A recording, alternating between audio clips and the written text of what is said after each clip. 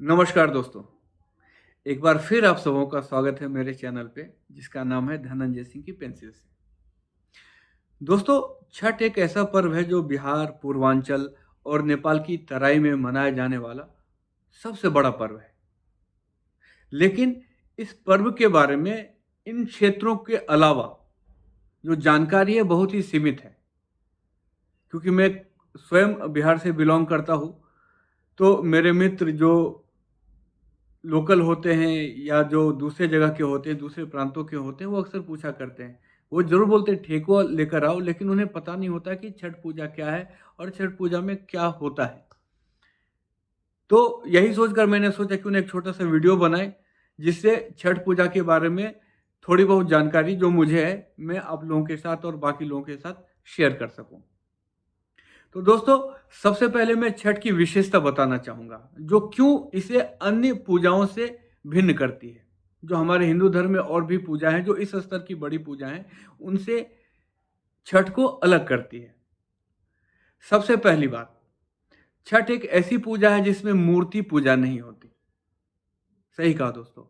हमारे जितने भी पूजा हैं, उसमें मूर्ति पूजा होती है, चाहे वो दुर्गा पूजा हो, काली पूजा हो, हनुमान पूजा हो। एक मूर्ति की पूजा होती है, मूर्ति की उपासना होती है। शायद छठ उन प्राचीनतम त्योहारों में से एक है जब मूर्ति पूजा प्रारंभ नहीं हुआ था। ये सीधे प्रकृति की पूजा है, सूर्य की पूजा है।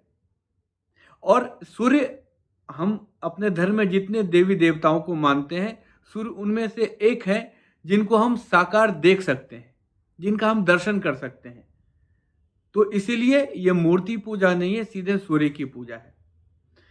दूसरी भिन्नता जो और पर्वों से है कि कोई भी बड़ी पूजा होती है, उसमें हमें एक पुरोहित की आवश्यकता होती है जो मंत्रोच्चार करते हैं और विधि विधान से पूजा संपन्न कराते हैं।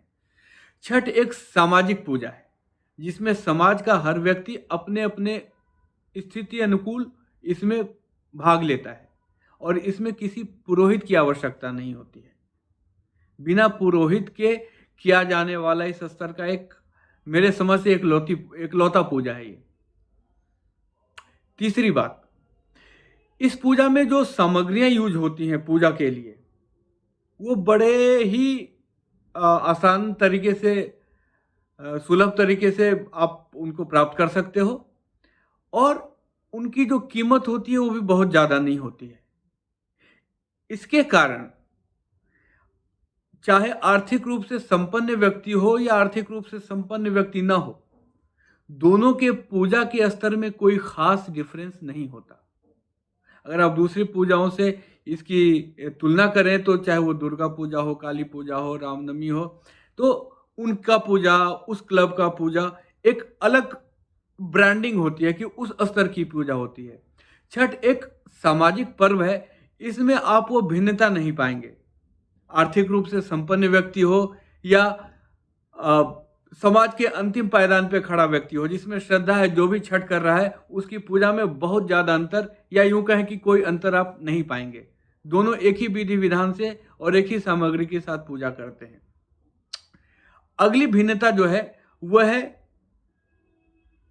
कि इस पूजा में, क्योंकि ये सामाजिक पूजा है, तो किसी जाति विशेष या वर्ण विशेष या लिंग विशेष का इस पर एक आधिपत्य नहीं है। जो व्यक्ति जिसमें श्रद्धा है वो कर सकता है और उसे करने से कोई रोक नहीं सकता है। तो एक सामाजिक, सामूहिक तरीके से किया जाने वाला पूजा है, जिसमें आपके जन्म और आपके स्थान का इस पर कोई प्रभाव नहीं पड़ता है, बस आपकी श्रद्धा चाहिए। तो ये कुछ ऐसी बातें थी जो हमारे धर्म के और पूजाओं से इसको भिन्न करती हैं। अब आते हैं कि ये बिहार में ही क्यों चालू हुआ, या बिहार में ही ज़्यादा प्रसिद्ध क्यों है, उसके आसपास के इलाकों में, पूर्वांचल, तराई और बिहार से सटे बंगाल के क्षेत्र में ही क्यों पॉपुलर है, या प्रसिद्ध है। तो दोस्तों, इसके पीछे एक कहानी है या एक तथ्य है जो मैं आपसे शेयर करना चाहता हूँ। प्राचीन बिहार में दो बड़े साम्राज्य हुए, एक मगध और एक अंग। अंग प्रदेश जो अभी बिहार का भागलपुर और मुंगेर का क्षेत्र पड़ता है, वो अंग प्रदेश है, राजधानी वो अंग प्रदेश की थी। तो अंग राजकर्ण के बारे में आप सभी जानते हैं, महाभारत के बहुत बड़े पात्र हैं। वो उन्हें सूर्य का पुत्र कहा जाता है। तो ऐसी धारणा है कि अंग प्रतिदिन सूर्य की पूजा करते थे जल में प्रवेश करके, और उनको तर्पण करते थे और उसके बाद दान का कार्य किया करते थे। आप एक चीज और इससे कनेक्ट कर पाएंगे कि जो छठ पूजा में हम अ, दूध चढ़ाते हैं भगवान सूर्य को, या जल चढ़ाते हैं, गंगा जल चढ़ाते हैं, उसको हम अर्घ दान कहते हैं। तो चूंकि कर्ण उस पूजा के पश्चात दान किया करते थे, तो उससे ही मिलता जुलता अर्घ दान है कि आम लोग भी सूर्य पूजा में, छठ पूजा में अर्घ दान करते हैं। तो एक ये धारणा है कि तब से छठ पूजा चल रही है, जो कि बिहार से अंग प्रदेश से प्रारंभ हुई है। दूसरी धारणा यह है कि मगध साम्राज्य, जिसमें जरासंध बड़े ही प्रतापी राजा हुआ, वो भी महाभारत कालीन थे, उनके किन्हीं पूर्वज को, कई पीढ़ियों पहले किन्हीं पूर्वज को कुछ चर्म रोग हुआ। तो उसमें बताया गया कि सूर्य की पूजा करनी पड़ेगी। तभी शाक्यद्वीप से वहां के पुजारियों को बुलाया गया पूजा करने के लिए। शाक्यद्वीप अभी का ईरान आप मान सकते हैं। शाक्यद्वीप से पुजारी आए और उन्होंने पूजा किया। उन पुजारियों को वहां पे मग कहा जाता है। मग का मतलब होता है पृष्ठ, पुजारी।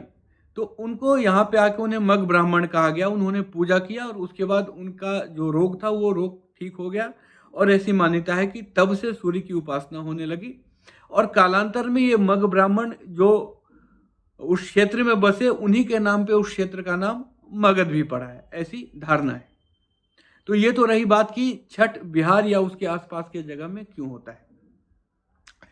अब मैं थोड़ा प्रकाश इस संक्षेप में बताऊंगा कि छठ जो होता है वो सूर्य की आराधना होती है।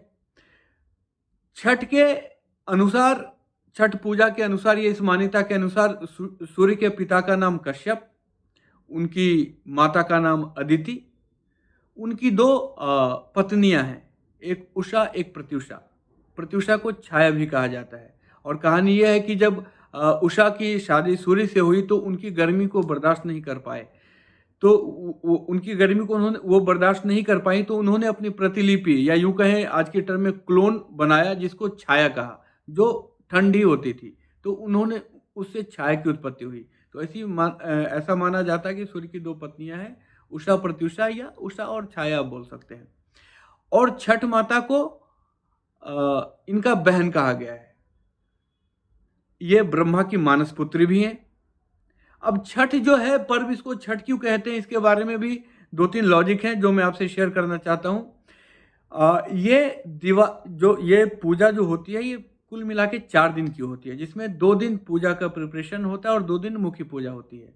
तो मुख्य पूजा का पहला दिन, जिसमें हम संध्या अर्घ्य कहते हैं, वो दिवाली के छठे दिन आता है। 6 से छठ, षष्ठी से छठ, जो अपभ्रंश है, छठ निकला है, इसलिए इसको छठ पूजा कहते हैं। छठ माता को भोजपुरी में सविता माई और मैथिली में रनबे माई कहा जाता है। एक और बात जो पूजा की विशेषता में बताना पहले भूल गया, अमूमन लोग कहते हैं कि लोग उगते सूरज को प्रणाम करते हैं, लेकिन छठ एक ऐसी पूजा है जिसमें उगते और डूबते दोनों सूरज को प्रणाम किया जाता है। उगते में उषा और डूबते में प्रत्युषा, जो छाया कहते हैं। अब मैं संक्षेप में इसके 4 दिन का मैं विवरण दे दूंगा आपको, जो कि सामान्य रूप से उपलब्ध है, बट चूंकि वीडियो बना रहा हूं तो मैं चाह रहा हूं कि उसको भी मैं इसमें शेयर करूं। तो ये पर्व जो है ये 4 दिन का होता है। पहला दिन उसको कहते हैं नहाई खाए। इसमें जो व्रती होती हैं, जो व्रत करते हैं या करती हैं, उसमें कद्दू की सब्जी और चावल खाते हैं। ये खाने के बाद अगले दिन पूरे सायंकाल तक ये बिना जल और बिना भोजन के रहते हैं। ऑलमोस्ट 24 आवर्स बिना जल और बिना भोजन के। जो दूसरे दिन का शाम की जो पूजा, उसको खरना कहते हैं। खरना में व्रती गुड़ का खीर और रोटी खाते हैं। उसके बाद वो भोजन ग्रहण करते हैं, जल भी ग्रहण करते हैं, लेकिन अगले दिन ब्रह्म मुहूर्त के पहले तक जो जल खाना है, जल पीना है, वो जल ले सकते हैं। जो खाना खाना है वो खाना खा सकते हैं। अमूमन खरना के बाद कोई व्रती खाना नहीं खाती हैं, पानी कोई कोई पी लेते हैं अर्ली मॉर्निंग में। उसके बाद पूरे दिन तक और अगली सुबह तक कोई जलपान नहीं, न जल न पानी। तीसरा दिन है, उसमें संध्या अर्घ होता है जिसमें मां प्रत्युषा की पूजा होती है, छाया देवी की पूजा होती है। और चौथे दिन जो सुबह जो अर्घ दान करते हैं उसमें उषा की पूजा होती है। तो दोस्तों कुल मिलाकर जो व्रती होते हैं इन 4 दिनों में लगभग 48 से 50 घंटे बिना जल और बिना भोजन के रहते हैं। ये व्रत बहुत ही कठिन है और बहुत ही साफ सफाई से करने वाला व्रत है। और ये जो व्रती होती हैं, खास करके जो होती हैं माताएं होती हैं, कुछ बहनें होती हैं, भाभियां होती हैं, बहुत ही जतन से करती हैं, बहुत ही संयम से करती हैं। और इस पर्व का ऐसी मान्यता है, इस पर्व का उद्देश्य है आपके संतानों की, आपके परिवार की कुशल क्षेम के लिए, उनकी रक्षा के लिए। तो शायद अब आपको समझ में आया होगा कि क्यों उस क्षेत्र के लोग, पूर्वांचल के लोग, बिहार के लोग, नेपाल के तराई वाले लोग छठ में जाने के लिए व्याकुल होते हैं। क्योंकि जो व्रत करती हैं माताएं, उनका बस एक ही आग्रह होता है कि बेटा तुम कहीं हो, जब मैं व्रत करूं तो आप मेरे सामने रहो। और जब वो इतना कष्ट करती हैं तो उनकी संतानों का, उनके चाहने वालों का, उनके परिवार का ये कर्तव्य बनता है कि यदि संभव हो तो अवश्य सशरीर वहां पे जाएं और इस पूजा में भाग लें। दोस्तों ये बहुत ही महान पूजा है। जो मेरे पास जानकारी थी मैंने प्रयास किया कि आपके साथ शेयर करूं। आपको ये वीडियो कैसा लगा आप ज़रूर कमेंट बॉक्स में लिखकर बताएंगे और लोगों में शेयर करेंगे, ताकि छठ पर्व के बारे में थोड़ी बहुत जानकारी जो इस वीडियो के माध्यम से मैंने शेयर किया है और लोगों तक पहुंचे। और दोस्तों एक बार फिर से छठ पर्व की बहुत बहुत शुभकामनाएं। छठी मैया का आशीर्वाद आप पे बना रहे। नमस्कार।